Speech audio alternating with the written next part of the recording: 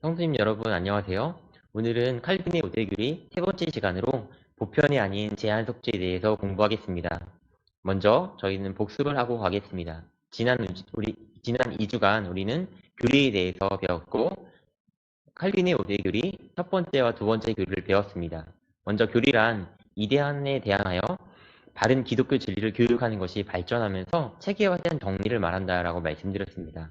그래서 교리 공부를 탄탄히 해두면 신앙생활에 유익하고 더 큰 성장을 할 수가 있습니다. 학론파라고 불리는 아르미니우스주의는 칼빈에 반대되는 교리를 발표하였습니다. 그래서 그것을 비판하면서 성경이 말하고 있는 바른 교리가 무엇인지를 저희는 공부하고 있는데요. 첫 번째는 부분 부패가 아닌 전적 부패, 두 번째 조건이 아닌 무조건적 선택, 세 번째 오늘 공부할 보편이 아닌 제한 속죄, 그리고 이어서 공부할 거절할 수 없는 불가항력적 은혜, 그리고 다섯 번째 상실되지 않는 성도의 견인, 이렇게 다섯 가지의 칼빈의 5대 교리를 저희는 공부하고 있습니다. 지난 시간에 공부한 칼빈의 5대 교리 중에 첫 번째 교리 부분 부패가 아닌 전적 부패는 우리는 모두가 하나님의 은혜로만, 오직 하나님의 은혜로만 구원을 받는다라고 하는 것입니다.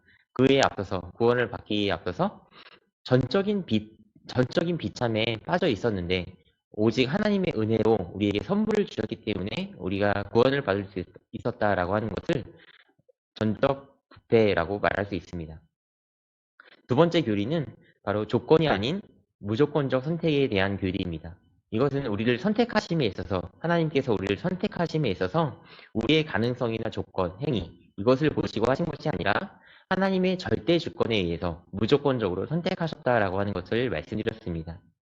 자, 그러면 오늘은 세 번째, 보편이 아닌 제한 속죄에 대해서 공부하겠습니다. 속죄라고 하는 단어가 무슨 뜻인지 먼저 알아보고 가겠습니다. 속죄는 무엇일까요? 속죄는 죄와 속박에 대해 값을 치르고 자유롭게 하는 것이라는 뜻으로 돈을 주고 노예를 사고 팔았던 그 제도에서 비롯된 표현이라고 합니다. 그럼 성경에서 말하고 있는 속죄의 의미는 무엇일까요? 많이 들어보셨던 것처럼 예수 그리스도께서 인류의 죄를 속량하신 것으로 죄에 대한 하나님의 진노에 대해 예수님께서 십자가를 지심으로 대가를 치르고 죄와 저주의 진노를 면하게 해주신 것을 속죄라고 말합니다. 자, 오늘은 이 속죄에 대해서 공부하고 있는데요. 그러면 이런 질문을 해볼 수 있습니다. 예수님께서는 과연 누구를 위하여 죽으셨을까라고 하는 것이죠. 온 세상 모든 사람을 위하여 죽으셨을까? 아니면 하나님께서 창세 전에 선택하신 그 사람들만을 위하여 죽으셨을까라고 하는 질문을 할 수가 있습니다. 만약에 세상의 모든 사람들을 위해서 죽으셨다면 구원받지 못하고 죽은 사람에 대해서는 어떻게 설명해야 할까요? 바로 이런 의문을 가지고 오늘 속죄에 대해서 공부해 보도록 하겠습니다.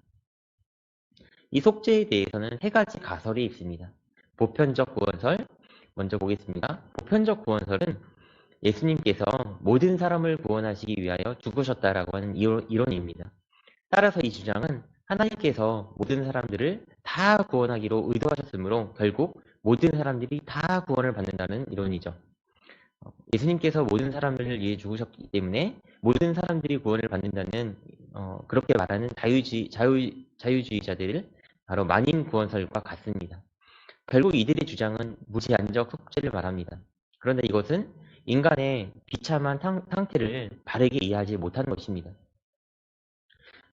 이것은 인간의 비참한 상태를 이해하지 못하고 전적인 부패를 인정하지 않는, 하나님의 은혜와 긍휼을 인정하지 않는 것입니다.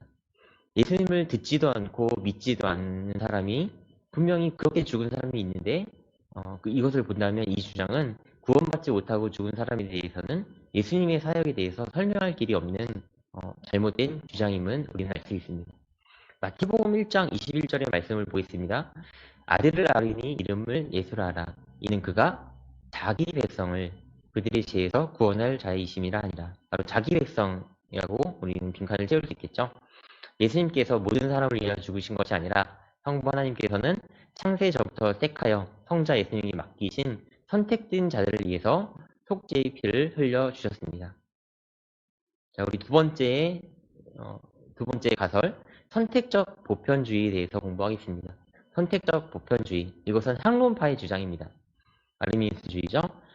하나님께서는 모든 사람들을 다 구원하시기로 계획하시고 모든 사람을 위하여 구원을 완성하셨는데 모든 사람들이 다 구원을 받은 것은 아니라고 주장을 합니다.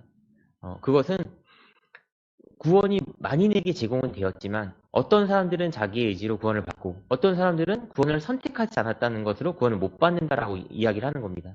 이 이론 역시 인간의 전적 부패를 인정하지 않는 인본주의 사상의 결과라고 할 수가 있습니다.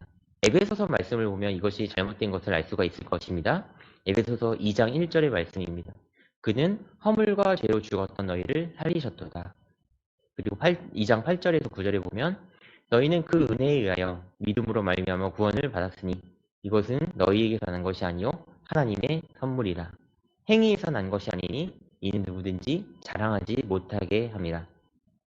죽은 자가 어떻게 살아날 수 있겠습니까? 어떻게 혼자 스스로 살아날 수 있겠습니까? 살아날 힘을 어떻게 얻을 수 있겠습니까? 이 말씀에서 구원은 인간의 행위가 아닌, 인간의 능력이나 의지가 아닌 오직 하나님의 은혜만으로 가능하다는 것을 이 말씀은 선포하고 있습니다. 자, 세 번째, 성경이 말하는 구원론, 바로 제한적 속죄론에 대해서 공부하겠습니다. 하나님께서는 선택받은 자들만을 위하여 구원하시기로 작정하셨고 계획하셨고 그리스도께서는 그 계획에 의하여 선택한 자들만을 위하여 이 세상에 오셨고 십자가에서 죽으셨습니다. 그러므로 선택받은 자들만이 구원을 받는다는 것입니다. 예수라는 이름에도 이미 모든 사람이 아닌 자기 백성을 죄에서 구원할 자라고 밝히고 있습니다. 아까 읽었던 마태복음 1장 21절의 말씀을 다시 봅니다. 아들을 낳으리니 이름을 예수라 하라. 이는 그가 자기 백성을 그들의 죄에서 구원할 자이심이라 하니라. 바로 자기 백성을 위해서 오신 예수님께 감사하는 우리가 되기를 원합니다. 웨스터민스터 8장에서 다음과 같이 속죄를 설명하고 있습니다. 6항의 내용입니다.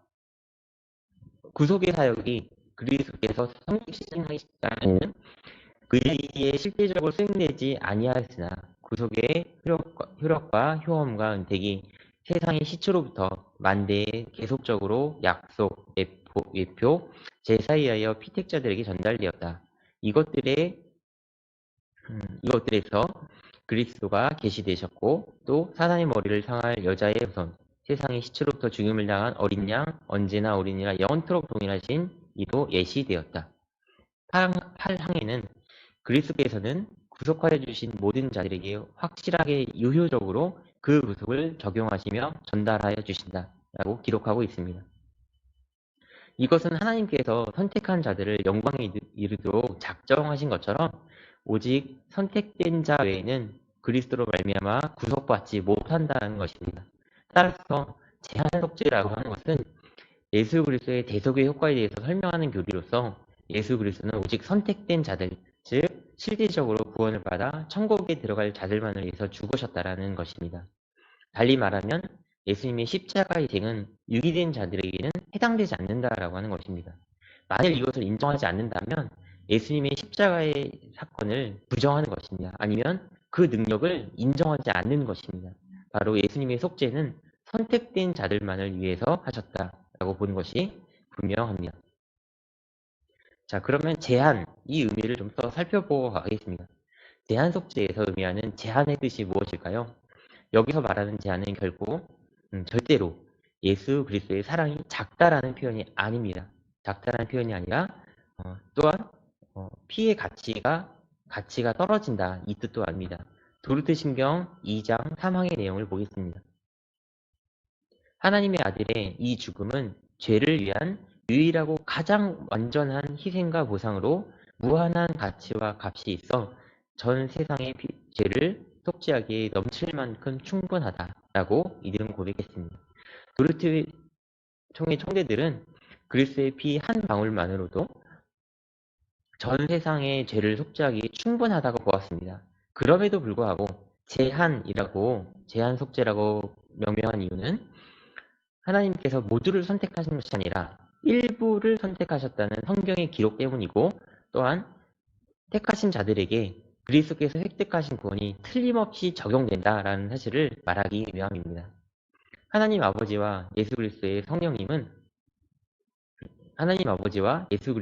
예수님과 성령님은 택하시는 일과 구원의 획득과 구원의 적용, 이 모든 것에 함께 개입하셔서 택한 백성에게 구원을 분명하게 주십니다.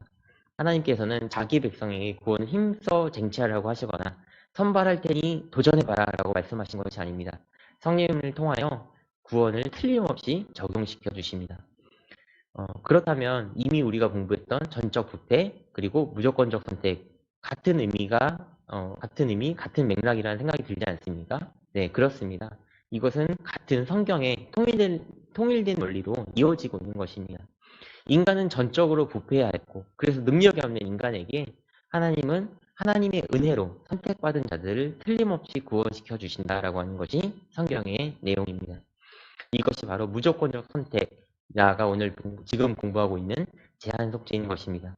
또 앞으로 우리가 공부할 불가항력적 은혜, 그리고 성도의 견인까지 같은 맥락으로 이어집니다. 자, 그럼 속죄의 범위를 보겠습니다.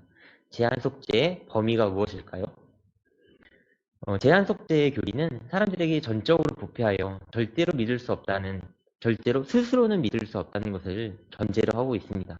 우리는 하나님의 진노로부터 세상을 해방시킬 수 없을 그 정도로 부패하고 무능합니다. 그래서 하나님께서는 우리를 불쌍히 여기셔서 우리가 그리스도의 대속의 죽음이 가치를 알고 그 공로를 받아들일 수 있도록 성령님을 통하여 역사하십니다. 하나님은 그리스도를 통한 구원의 획득만 거기서 끝나는 것이 아니라 성령님을 통한 구원의 획득으로 영원히 우리를 이끌어 가십니다. 하나님께서 우리를 구원으로 부르실 때 우리가 응답하는 것, 우리가 예수님을 믿는 것, 우리가 의롭게 되는 것, 의롭다고 여김을 받는 것, 자라가는 것, 하나님의 사랑 안에 끝까지 보존되어 가는 것, 그리고 부활하여 영화로운 자가 되는 것 모두가 바로 우리의 의지와 행위로 되는 것은 전혀 없고 오직 하나님의 선택 그리고 예수 그리스도의 대속의 죽음, 성령님의 적용에 달려 있다고 하는 것을 성경은 분명하게 이야기하고 있습니다. 전적으로 부패한 사람이 하나님께서 부르신다고 어떻게 받아들일 수 있을까요? 아이도 자기가 좋아하는 것, 싫어하는 것을 구분할 수 있는 분별력을 갖게 되면 부모의 마음을 다 알지 못한 채 울고 거절할 때가 있습니다. 사람은 하나님의 섭리를 다 알 수 없고 다 볼 수 없고 다 들을 수는 없습니다. 성령님을 통하여 부르심을 부르심을 응답받고 그제서야 우리는 움직일 수 있는 것입니다. 그래서 예수님을 믿었다고 하는 것은 결코 나의 자랑이 아닌 선물이기 때문에 결코 값없이 받은 은혜라고 할 수 있습니다. 이것은 우리에게 주시는 진정한 위로가 됩니다. 성화와 견인까지 이어지는 개념으로 이 모든 것이 인간의 힘으로 만약에 이루어졌다면 끝까지 우리는 완전한 승리를 이룰 사람이 아무도 없을 것입니다. 하지만 전적 은혜였기 때문에 이것은 가능할 수 있었습니다. 성경에는 참 많은 율법 조항이 있죠. 그러나 이것을 100% 이겨낼 수 있는, 100% 완수할 수 있는 사람은 아무도 없기 때문에 우리에겐 전적인 은혜가 필요한 것입니다. 제한 속죄는 이 제한 속죄의 교리는 하나님께서 일부를 선택하실 때, 택한 자들을 선택하실 때에 그들이 구원에 이르는 모든 수단도 함께 은혜로 작정하셨다라는 것을 의미하고 있습니다. 하나님께서는 택하신 자들을 구원에 필요한 모든 것을 예비하고 작용하시지 절대로 구원에 필요한 일부만을 주시고 너희들이 나머지는 알아서 해 라고 말씀하신 것이 아닙니다. 전적으로 부패한 사람들은 1도 우리가 할 수 있는 것이 없었기 때문에 제한 속죄의 교리는 바로 제한의 강조점이 있는 것이 아니라 속죄의 강조점이 있는 것입니다. 하나님의 절대 주권 그리고 사랑으로 모든 사람이 아니라 일부만 선택하셨다는 하나님의 그 은혜는 그 일부의 속죄가 반드시 이루어지도록 하셨습니다. 그래서 속죄가 적용된 사람은 택한 자뿐이라는 것을 성경은 또한 이야기하고 있습니다. 속죄의 가치와 능력은 무제한적이고 속죄의 범위가 제한적이라는 뜻입니다. 그래서 우리는 제한 속죄의 은혜를 베풀어 주신 하나님 아버지께 감사하면서 주님께 더 헌신하는 삶을 살기를 원합니다. 제한 속죄는 절대로 그리스도의 옹졸함을 말하는 것이 아닙니다. 구원의 모든 것을 예비하신, 모든 것을 준비하신 하나님의 지혜와 신실함을 말하고 우리에게 희망의 위로를 알려주는 아주 아름다운 교리입니다. 제한 속죄에 대한 오해를 좀 풀고 가겠습니다. 이렇게 말하면 성경의 모든 사람을 위하여 죽으셨다는 구절에 그럼 왜 제한이 될까라는 의문을 품을 수 있습니다. 먼저 제한 속죄의 핵심은 제한이 아니라 속죄다라는 것을 말씀드렸습니다. 성경에 나온 세상, 모든 사람, 천하 이런 단어들이 종종 있는데요. 이것은 이 땅에 존재했고 존재하고 존재할 모든 개인들을 말하는 것이 아닙니다. 이렇게 생각하면 제한 속죄를 오해할 수 있습니다.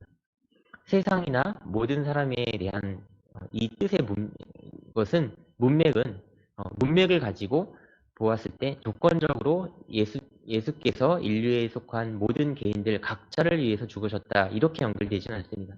자, 다음 성경 구절을 보면서 그 문맥적 의미를 생각해 보겠습니다. 세상이라는 단어가 나오는 성경 말씀만을 가지고 한번 뽑아보겠습니다.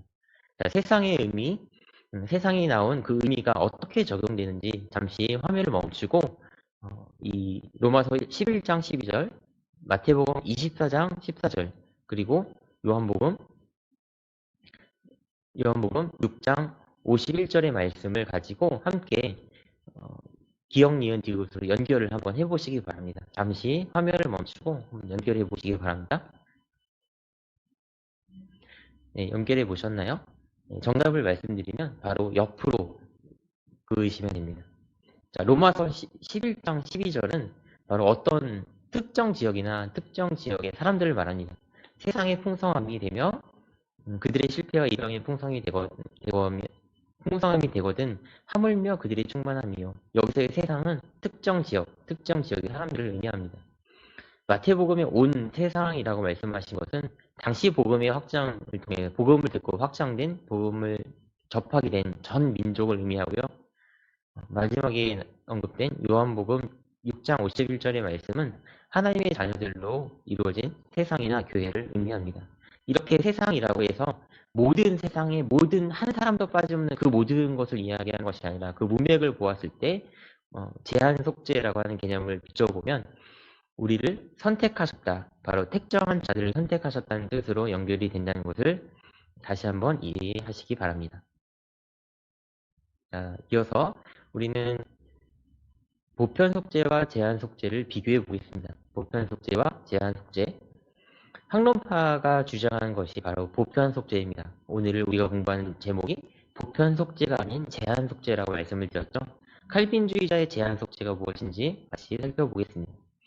구원의 획득에 대한 부분을 보면요. 학론파는 모든 사람들을 위해 그리스도께서 죽으심으로 획득했다라고 이야기합니다. 모든 사람이 강조하고 있죠. 그러나 칼빈이 주장했던 대한 속죄의 개념, 성경이 더 가까운 해석은 분명히 선택한 자기 백성을 위해 예수님께서 죽으셨다고 이야기합니다. 그런데 구원의 획득의 부분은 이것이 다르고요. 그 구원의 적용은 어떻게 다를까요? 그것은 학론파는 각 사람이 자신의 미움과 그러니까 모두에게 열려 있었는데 자기의 노력을 그것을 선택했다. 그렇게 적용을 받았다라고 하는 것이 학론파라면 성경이 말하고 있는, 다시 말해 칼빈주의가 말하고 있는 것은